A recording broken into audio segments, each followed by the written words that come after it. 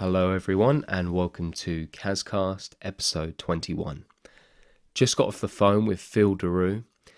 It was very exciting for me and a real pleasure to get Phil onto the podcast because I'm a big UFC fan. And if you don't know, Phil is the head of strength and conditioning at American Top Team, which is one of the biggest mixed martial arts gyms in America.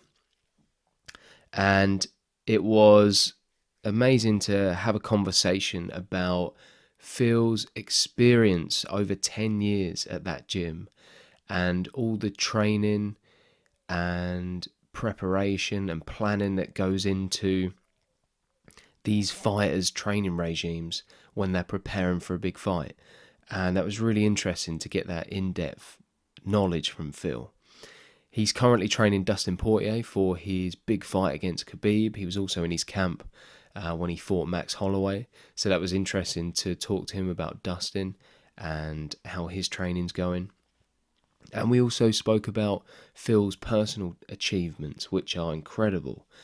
Phil gained 2 degrees from Alabama State University, one being sports medicine and the second being exercise science. But the great thing about Phil and what puts him above the rest and makes him really stand out and gain a lot of respect as a coach is that he's actually physically been there and done it in terms of strength training. I mean, if you listen to this list, it's incredible what he's done. He's been a D1 division American football player. He's been an MMA fighter, a bodybuilder. He's competed as a powerlifter and a strongman, and he's currently got a strongman event coming up. So not only does he know the knowledge, he's also physically been there and done it, which makes what he says has a lot more weight to it. So it was great to speak to him about both sides of training, both the technical and the science-based aspect of anatomy and physiology, but also the actual physical grind that he's been through over the years. So it was a really cool conversation. I think you guys are going to absolutely love to hear what he has to say. He's a very interesting, inspirational guy. So please enjoy my podcast with Phil Daru. There are no constraints on the human mind. No walls around the human spirit. No barriers to our progress except those we ourselves erect. Make your life a story worth telling.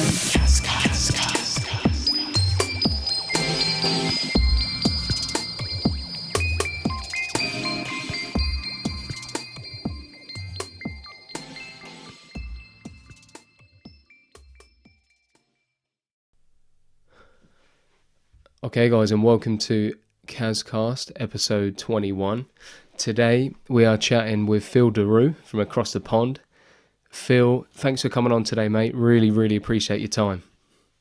Thank you for having me, man. This is my pleasure. No worries. Cool. So first off, Phil, what I'd like to ask you is just a little bit about your background. Now, I've read that you grew up in like a pretty rough neighborhood, and I know you went into mixed martial arts. So do you think your environment sort of shaped you into going into MMA, or was you always passionate about it when you were young? And how did that come about for you going into the mixed martial arts world? Well, I've done martial arts all my life. Growing up in the area I've grown up in, I had to make sure that I could take care of myself, defend myself in a way. Yeah. And also, I was a competitor all my life. Like, I always wanted to compete. I played college American football, so played football all my life. Was very active when it came down to sports and athletics. And also aggressive, I would say that too as well. So yeah, it helped me out to harness my aggression in the right ways.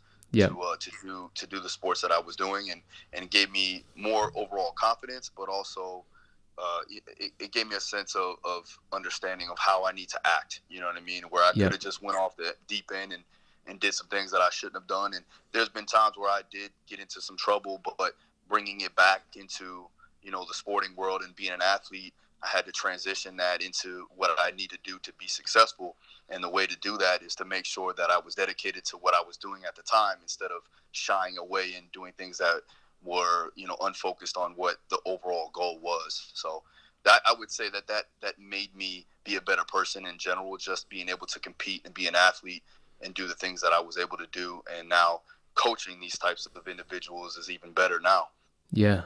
Yeah, because having something physical, having a physical outlet, especially for like you say, for a young guy, is so important to channel that energy in the right way. I also read that you have competed in, it's like the holy trinity of sort of strength, isn't it? Because it's powerlifting, bodybuilder, and a strongman. So you've done all three, which is Yeah. incredible. So out of those three, did you I suppose from each one, like from American football and mixed martial arts, you learn, each sport teaches you something different. Did you find that you learn from each hard discipline that you've learned something different? Definitely, definitely. I mean, from a physiological perspective, from a mental perspective, Yeah, definitely learned a lot of different things from each sport, and that was the thing that I wanted to do. I wanted to put myself in it and understand it to that degree from a physicality perspective, and not just study it in a book, and yeah, really put myself out there and compete, and not even just kind of do it as for fun, but also compete in it at a level that I know that is going to be very important to me. So that was the one thing that I made sure I did, and I made sure I dedicated that time to do those things so that my full focus was dedicated towards that particular sport. yeah. And you also gain a lot of respect from people that you're training because they know, you've actually physically been there and you've done that. So that must help a lot in your career that you're doing now. Actually, being able to know what the fighters are going through, you can tap into that mindset. You know where they're at. Yeah, and the guys like to see me still train and Yeah, grapple yeah, and hit pads and things like that. So it is a good thing, and yeah, for the most part, like they understand that I know what they're going through from the camp perspective, the whole entire training camp to the weight cut, all yeah, of that. And some of them, the new ones don't know too much because they just come to the gym and they start training with me. But when they find out, you could see like a different spark of energy. And what I tell them to do, they're more yeah, apt to buying into the situations. So yeah, it's for cool to sure. see. Yeah, it just what you're saying to them as you're coaching them just has a lot more weight to it because, like you say, you're backing it up because you've pushed yourself physically in so many different Yeah, endeavors so much. So yeah, that must help a lot. So you gained for sure. 2 degrees from Alabama State University, sport medicine and exercise science. So I know during the time you was playing Division 1 football, was football something you wanted to pursue after graduating, or was it just something you done at college? And I know you've embarked into the MMA world for strength and conditioning, but have you ever worked with American football players, or was that something you wanted to get involved with, or was that never something you was interested in pursuing? Yeah, no, I have trained and still do train a couple of NFL guys that are in the Yeah, league now. But at the moment, I'm just very in deep with a lot of the fighters. I have 85 fighters that I work with. I feel like they're the easiest to work with in a way. right. And it's funny because some people may not think that because of how hard they want to go and things like that. But when it comes down to like truly appreciating everything, these guys appreciate everything. They're the nicest people on earth, in my opinion, when it comes to athletes, and getting the job done, and they go the extra mile for whatever you're trying to tell them to do. A lot of times I have to pull them back because they want to do more, so it is fun to train those guys and actually see it from that perspective. I love football. Don't get me wrong. It molded like I said, my character. But I would say if I were to do it all over again, I probably would only do MMA because of the fact that it's a sport that I can really connect with. And it's only you out there. When they close the cage door, you really don't have anybody but yourself. So you can really find out the true test of a man by seeing how well they can overcome those obstacles inside that cage. And it takes a special human being to get in there and to compete at that level, like the guys that I have and the girls that I have, coaching now. But what I would say is that I wouldn't mind working with other athletes, and I do. But for the most part, I'm solely into MMA and other combat sports in general. I have a judo Olympian that I'm training. I have professional boxers that I worked with. Just combat sports in general was very, very unique and fun for me. But I'm definitely not opposed to training the football guys and seeing them go at the highest level, especially like the NFL and the college kids, man, and even the high school kids, because they're like sponges, man. They want to evolve, they want to learn, they want to grow, and all they know is what the coach tells them. You know, they haven't had anybody else tell them certain things, so you don't have to teach an old dog new tricks type deal. Yeah. So it's fun. That's cool. So I like what you said about the fighters being some of the most nicest sort of down-to-earth people. Do you think that's because it's such a difficult thing to get good at and to be the best in the world at? You've got to have your ego in check and your personality. You've got to be a very sort of balanced person. What is it, like you say, someone's got to be really a special type of human being. What is it? What sort of person do you need to be, do you feel, to actually make it to the top as a fighter? What's separate from all the pros that you've worked with? What separates them guys from being a great fighter to one of the best in the world?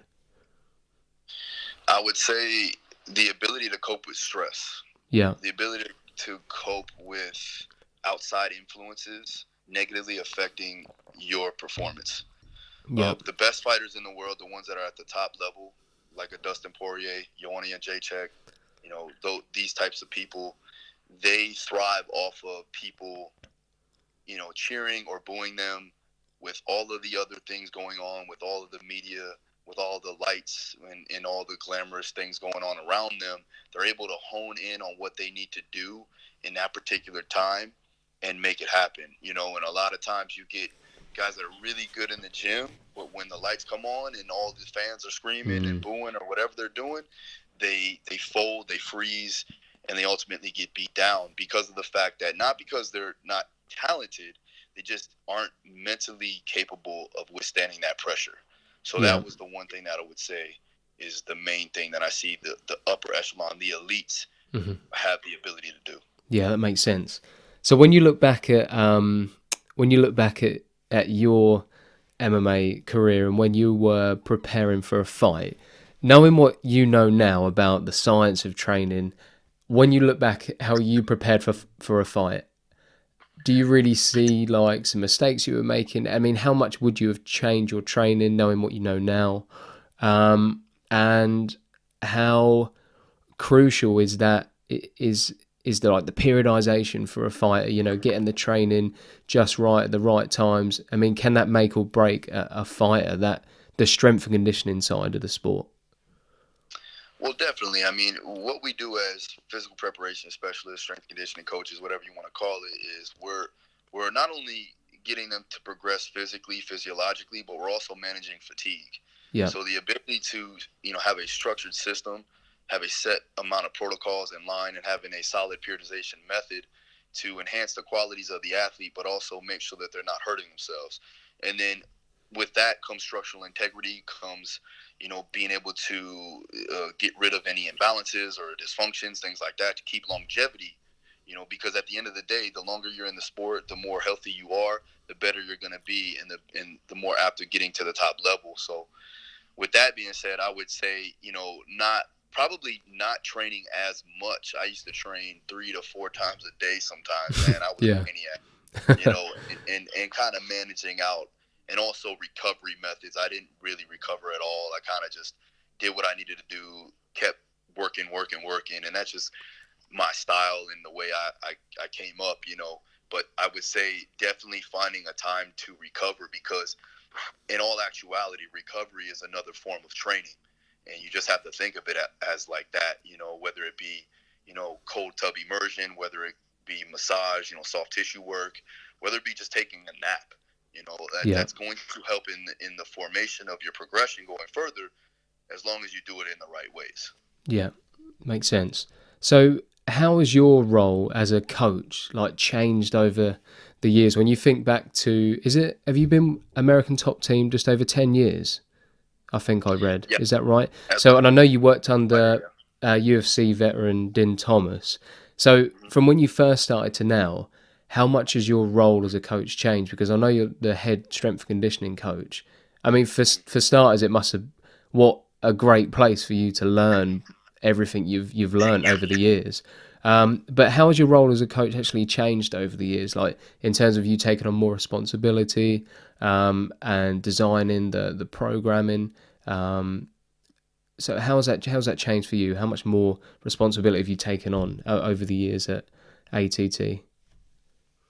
Well, when I started, I was a fighter. So Yeah. at the end of it all, like Dean kind of molded me and got me ready for holding myself accountable in a lot of ways. When I was a fighter, like he you know, as a coach, you see some coaches kind of hold the fighters' hands or hold athletes' hands going through the process, where he made us do the process on our own in some ways. And in the beginning, I was kind of like, well, man, this is messed up, man. He should be here, help me cut weight. He should be here, you know, going through different types of tactics and things like that. But I see what he was doing, and he's seen something in me that I would say that he probably didn't see in other people, which was the ability to coach myself almost and go through it in a way that I didn't have to depend on anybody. So when I got to the coaching world, when I got to that ability to coach, it was just second nature to me. So I was easy, and I was always a captain or a leader on my team. So leading other people wasn't a big change, So it was easy. It was an easy transition. The evolution of my coaching comes from my background as an athlete, because of the fact that I always looked at myself as the captain or the leader of the team. Now I'm just doing it on another level, as opposed to being a coach or being an athlete that basically helped coach. I'm now a full-time coach, so it's a lot easier now because I don't have two roles. Yeah, for sure, definitely.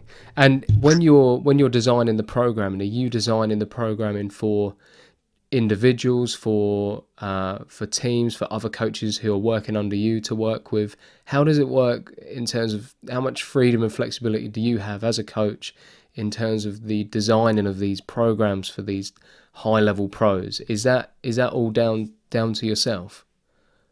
Yes, yeah. I developed a system that's kind of structured from a skeleton perspective, but Yeah. then each individual will have their own protocols depending upon the individual differences. But when it comes to the programming itself, that's primarily what I do.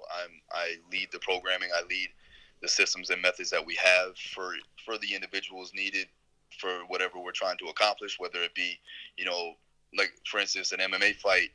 There's so many different modalities. There's so many different things going on, right? From a bioenergetic demand standpoint, there's so many different things as far as, aerobic, alactic, anaerobic work. There's other skills training that they have to do on a weekly basis. So the one thing that I do make sure that I do is communicate with the skills coaches and understand, the schedule of the training from a skills perspective, along with what I do from a physical preparation approach.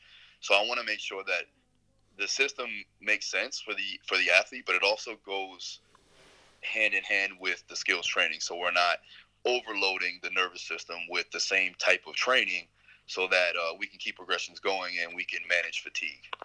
Yeah, that makes sense. And a huge amount of that must just come with experience. You must, as a high level coach and done so many years of coaching, you must make mistakes along the way with certain fighters, and you must learn a lot quite quickly. So when you first start working with fighters, do they go through the same initial screening process? Like each fighter will go through the same, and then from there, you'll decide and identify what that particular fighter needs. Yeah, for the most part. I mean, we have our baseline assessments that we use, our standard stuff when it comes to aerobic capacity, when it comes to power output, when it comes to mobility. So I get to see exactly, where they're starting from a baseline standpoint, and then we get numbers based off of their maximal or absolute strength. And then from there, I can base percentages going further into the camps. We use a conjugate sequencing model. So we use basically what we'll do a max effort and a dynamic effort in each week, not getting too sciencey, but what I do with that particular absolute strength, when I get that test, I get to see exactly how much percent or weight I can lift with that individual. And then we get to see from a progression standpoint how much stronger they're getting. And also I can base other means of speed and power training based off of their percentage of their one rep max. So I'll do that, and then each day is an assessment, man. I'm actually assessing their movement. I'm assessing how well they're recovering. So it's a daily assessment along with that baseline assessment that I get when we start camp. Okay, cool. And what would you say are some key fundamentals that you like to include in most of your training programs with most of your fighters in terms of exercises and movements? Say you've got an amateur fighter and they're just starting out. What would be some sort of key strength conditioning exercises and movements that you feel that all fighters should be incorporating into their training? Well, any type of we got to take it back from a general perspective, because most fighters are novice in the weight room. Yeah. Unless they had a college background where they have lifted weights before. So getting a solid foundation of just general physical preparedness, teaching them how to move efficiently through a squat pattern, a hinge pattern, a push and a pull, working through core rotation, working anti-rotation, having strength in the posterior chain, in the oblique sling, lateral sling, because that's going to help them enhance the overall quality from the sport from a specificity standpoint. But again, in the weight room, there needs to be general movement patterns that can enhance the quality of the fighter. So, anything from a deadlift, a squat, a pressing movement, definitely a lot of rows, a lot of rotational work, a lot of anti-rotation work like core strength, planks, and then going into your ballistics and plyometrics, making sure that they can have explosive power through the lower body, through the upper body, working on things like box jumps and med ball throws, having structural integrity, working on overall mobility, working on controlled articular rotations of each joint capsule so that we have optimal range of motion and overall control in each range so that they don't get hurt. Plus, they have the flexibility and overall mobility to do the work ahead. And everything that we do, we want to make sure that it has somewhat of transference or relevancy to the sport. So again, if I'm looking at an amateur, I don't really train as many amateurs anymore. But if they have a little bit of experience in the weight room, then we can work on other forms of that particular compound lift. Let's say, for instance, instead of doing a back squat, we will transition into, a front squat or a Zercher squat or, something along, or a split squat, something like that. A lot of the times, just from prerequisites and not having the structural balance, or not having the mobility to get in a position, it's hard for me to do any type of back squatting or anything like that because of the fact that they lack external rotation of the shoulder.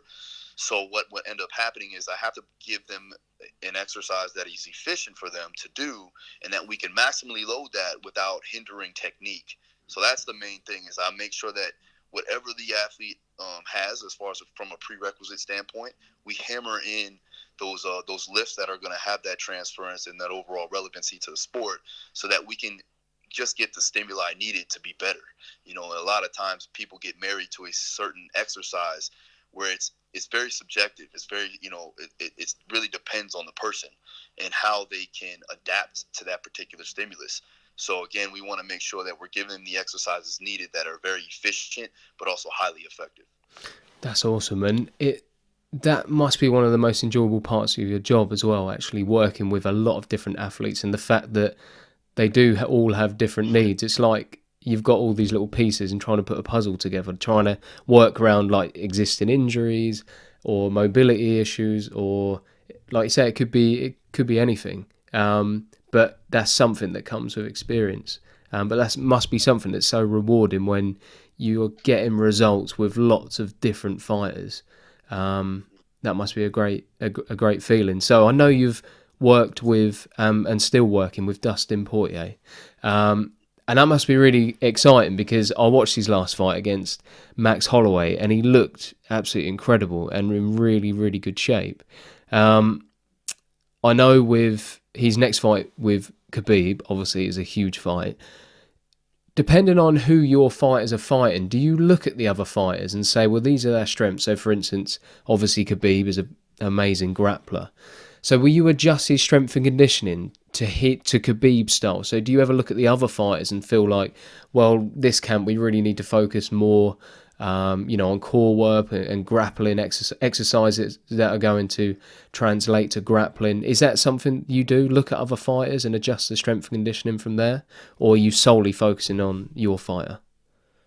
Yeah, I mean, from a hierarchy standpoint, it is important. It's not the most important, but it is something that we take a look at. Yeah.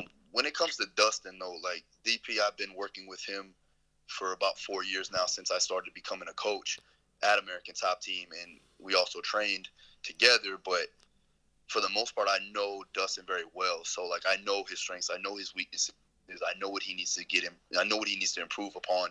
So now I can kind of cater to getting him ready for the specific opponent, and also working on his weaknesses as a whole from a general perspective. But this camp, obviously, we're going to be working more for the grappling exchanges in the isometric, tension ranges, and working on, posterior chain, working on his hip strength, working on his glute strength, so that he can get in and out of those positions, or, if Khabib does get the takedown, he can get up efficiently, and also have the ability to produce power for a long duration, like you've seen with Max, with the fight before. That's a key concept, and always, he's always had a great gas tank. He's always had outstanding aerobic capacity. It's just honing in and getting him better overall anaerobic capacity, and having him have the ability to produce those high amounts of energy outputs for that long duration of the fight, so that he can finish the fight at any round at any time. Yeah, that's awesome. And that must be something you really love about your job as well, working with these top fighters when they've got that one big goal to focus on, because obviously you enjoy, just training. I mean, because is it your gym? Because you actually own a gym as well, don't you? I have two. You have two. One is Daru Strong Training Center, and then the other one is Treasure Coast Barbell, which is more of a powerlifting strongman gym. Okay. So when you're coaching there, are you coaching just general public as well as people competing in powerlifting and other sports? I actually do not do any more general public training. I'm actually just training my athletes at the time. I just run the business and oversee the programming for the gyms. But when I was doing that, that's how I started. Obviously, I opened up my own gym at 22, and I started running boot camps and training just the regular people. And trust me, it's fun. It's very accomplishing when you see a person getting the goals that they set out for. But watching one of my fighters fight at the biggest stage of their careers, and fighting for obviously one of the biggest fights of his career, there's a lot more into it, and it gets me out of bed a lot more efficiently. Oh, I can imagine. Yeah, that's what I was thinking. Obviously it's great. You enjoy, or used to in the past, training the general public who just have basic strength and fitness goals, but training somebody for a high level UFC fight, that must, like you say, really get you out of bed and get you fired up for what you're doing. That must be an awesome feeling. Also, do you go to these events? Like, have you been in Dustin Poirier's corner before? Do you go to the UFC live events? I do. Again, I have over 85 fighters, so it's very hard for me to get away when I need to, especially just for a fight. Yeah. But yeah, I mean, if it's a big deal like that, I would definitely want to make sure I get out there. The only problem is it is in Abu Dhabi, so it's a far ways from me. And at the end of the day, I also have Ioane and Jacek that's fighting the week, the month after that, and then a bunch of other fighters that are really looking to fight again at the highest level. So definitely I try to get out there as much as I can. We have probably, for me, in my opinion, we have the best coaching staff in MMA in general, and we have one of the best gyms in MMA. So for me, as a strength and conditioning coach at that point in time, my job's pretty much done. So I don't really have to be in a corner, which is good, because then I don't have to really stress out too much. And I've cornered my guys in the past, and I'll probably continue to do so. But as a coach, it's a lot more stressful to me than it is when I was actually fighting myself. Oh, so, really? Yeah. Yeah, I like to be in the comfort of my own home, watching my guys and girls fight. Yeah. But it is a great experience if you ever get a chance to go to a UFC live event. It's crazy, and especially when it's somebody that you know and you worked with, which is even crazy. Yeah, well, I went back in the day to I think it was UFC 96, and that was in 97. That was in the O2 Arena in London, and it was Diego Sanchez and Stevenson. Joe Stevenson? I think it was at the time. Yeah, this was a long time ago, and I think Chael Sonnen was on the card and a few others. But yeah, I can imagine those live events, though, especially in Vegas, those, you know, at the MGM Grand, that would be, yeah, that would be one I'd like to go to. But yeah, Abu Dhabi, it's a bit, you can't really do that in a day, can you, and get back to your work again. That's a bit of a tough Nah, one. yeah, different time. Yeah. So in the 155 division, what sort of fights would you like to see happen? And how do you feel about the 165 division? Do you think that'll happen, and do you think that'd be good for the sport? Yes and no. I think that the 165-pound division is going to be very helpful for a lot of guys that are cutting weight, that are like kind of riding. They're too light for 170, but too heavy for 155. And Dustin is actually one of those people. You know, Kevin Lee, I think, is another one of those people.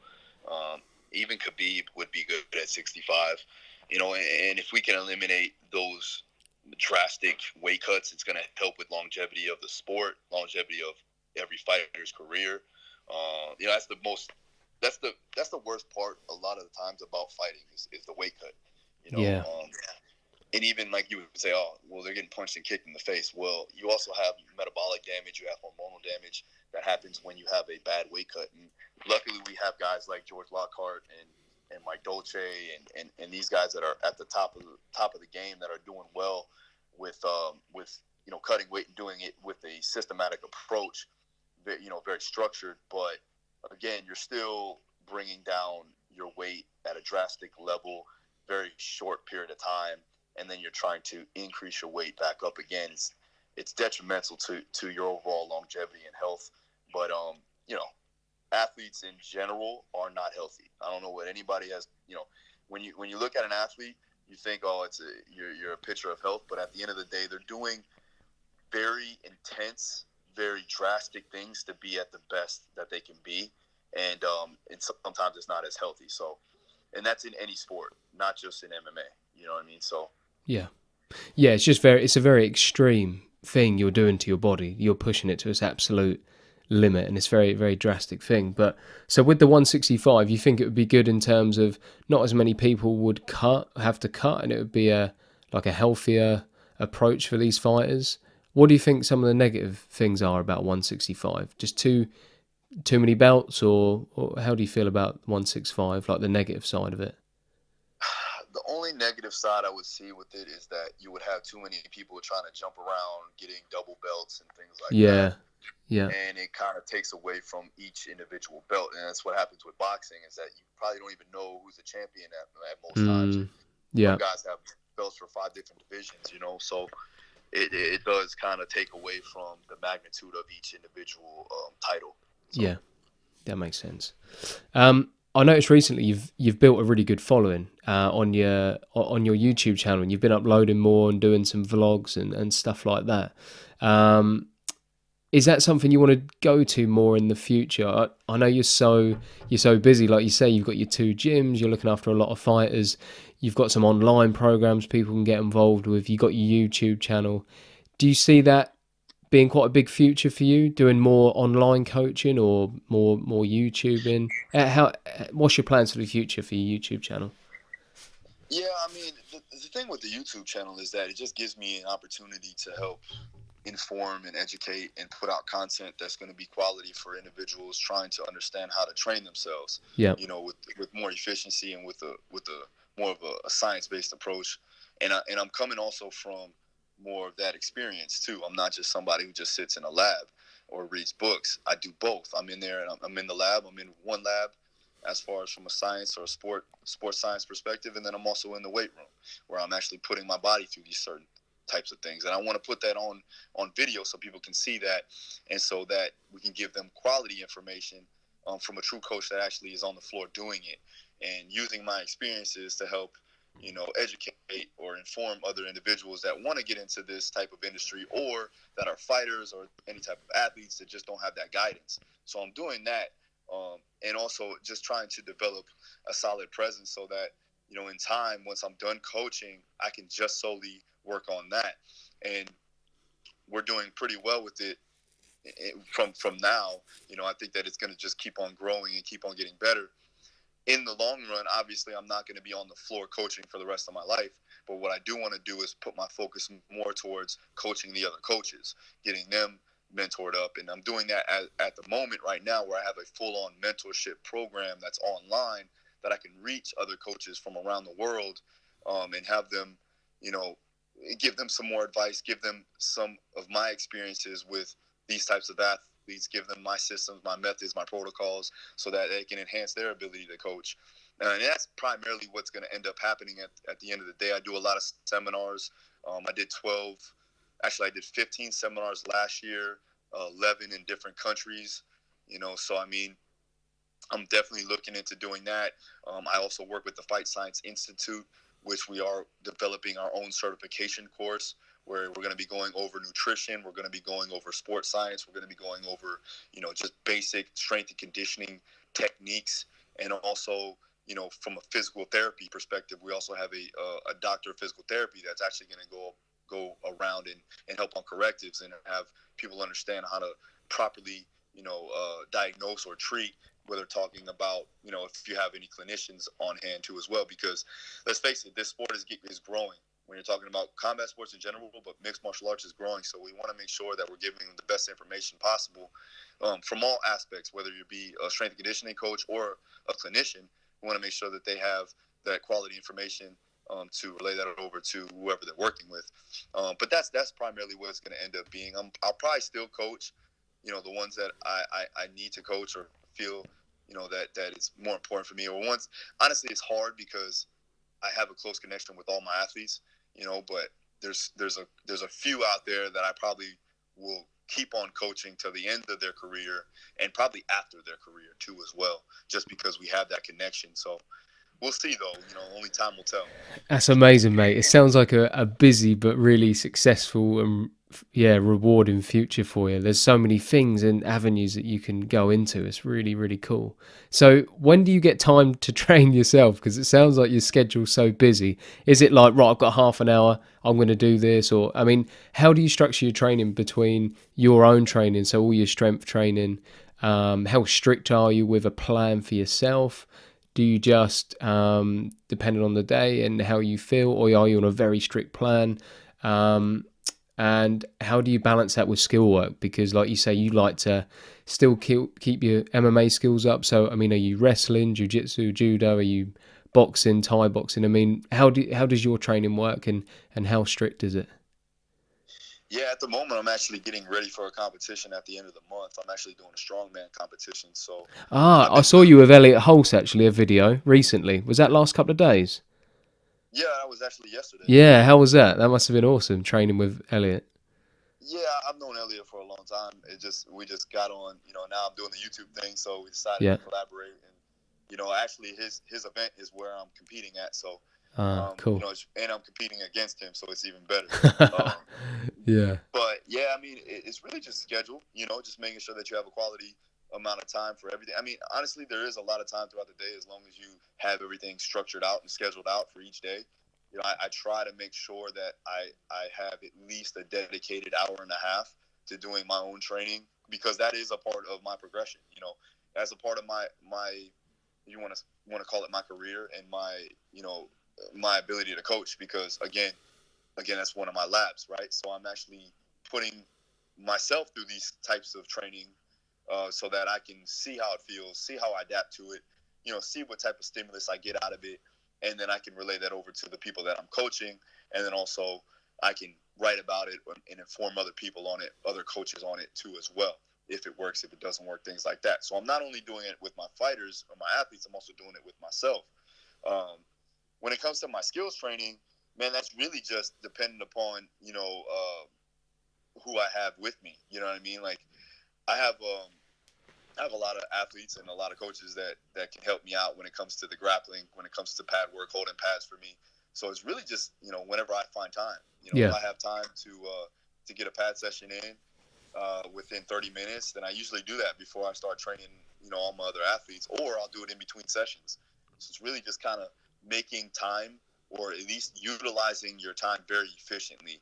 Every, you know, moment, every second of the day, you should be, you know, dedicated towards the progression of your life. So with that being said, I make sure that I properly monitor my day and manage it accordingly through my schedule, and so that I don't waste any moment of the day.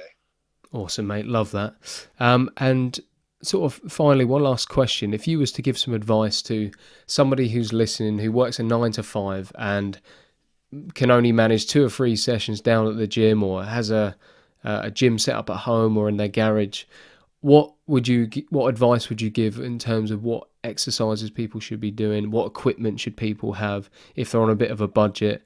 What advice could you give for somebody in that area that's thinking about just want to be reasonably strong, do a bit of strength training, be reasonably fit cardiovascular wise? What advice would you give to someone? Well, if they only had a small amount of time to train, if they only had a little bit of money and only could train at their house, I would say invest in some type of sled. So Okay. that you can do basically sled drags, sled walks. You can work the upper and lower body with that sled. Get a strap so that you can do these movements. You can do it right outside in your front yard, or around your street, your area there. You also want to get a barbell and get some bumper plates, because it's a lot easier to do some deadlifts and things like that if you don't want to smash your floor, your garage floor up. But I would say definitely want to do some type of compound movement, whether it be a deadlift or a squat or something along the lines of that. And then a couple of kettlebells. Do some kettlebell swings, and that's pretty much it, man. I think that you'll cover all those aspects of training. You got your push, you got your pull with your sleds, you got your GPP, so your general physical preparedness. You can work on your aerobic capacity with that. You can work on your energy demand training with that, whether it be high intensity intervals. You have your power, your speed development with the kettlebell. You can do those higher level power movements with the kettlebell swing. You have your base compound movements to work with maximal strength through your deadlifts and your squats. And as far as like body weight stuff, definitely pull ups, chin ups, planks, anti-rotation type work there. That's going to be important. And then and just going out for a walk, man. Just a general walk will help you with your overall aerobic capacity, and also just a de-stressor. Just going out for a 30-minute walk each day, to get your day started. Even with that's also going to help with bringing down some calories, but also you get to clear your mind and start your day off with one step further. Awesome, mate. Love it. Great advice. Appreciate it. So lastly, Phil, just to finish up, I always ask the guest about 3 areas of inspiration at the end of each podcast. So I asked the guest about a book that they've read or an audio book they've listened to that they'd recommend, a movie or documentary that they've watched that they'd recommend, and then just a person who's inspired you on a personal level. So if we start with a book or an audio book that you'd recommend to the listeners to check out that has inspired you or that you really love. Yes, and I'm going to get the whole... Okay, so this is one book that I highly recommend. And we were talking about organizing and scheduling out our days, right? This is one thing that helped me out a lot. Yeah. And this book is called Organizing Tomorrow Today by Jason Selk and Tom Bartow. This book basically had given me the idea of, scheduling out my day a day in advance, and actually scheduling out a time to schedule out my day in advance. And from there, you basically take the most important things that you need to do on that day, and you get it done before 12 o'clock, before 12 p.m. And then from there, you have, you'll see that you'll have plenty of time to do all the other things that you wanted to do. But as long as you schedule it out accordingly, it's going to be very efficient for your days going further. Love it, mate. That's awesome. And a movie or documentary that you'd recommend? A documentary, I would say, let me think. A documentary, well, a movie for me would be Rudy. Yeah. The football movie.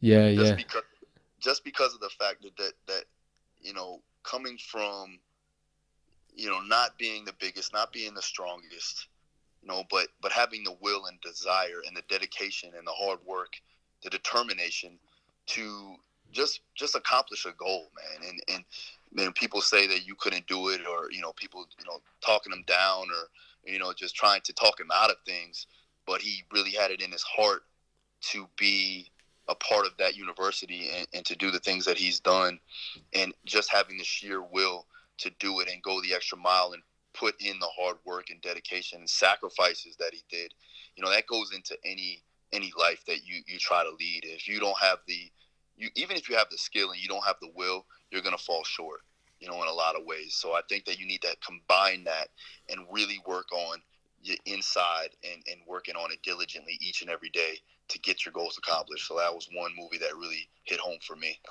Nice one, Phil. And then finally, a person who has inspired you.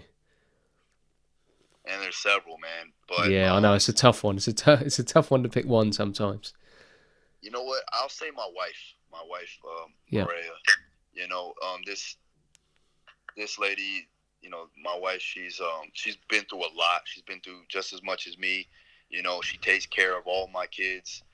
As I'm doing my daily grind, and she never really complains. She does what she needs to do. She's very successful, and she inspires me to work hard, man. She inspires me to do what I need to do as a man to take care of them.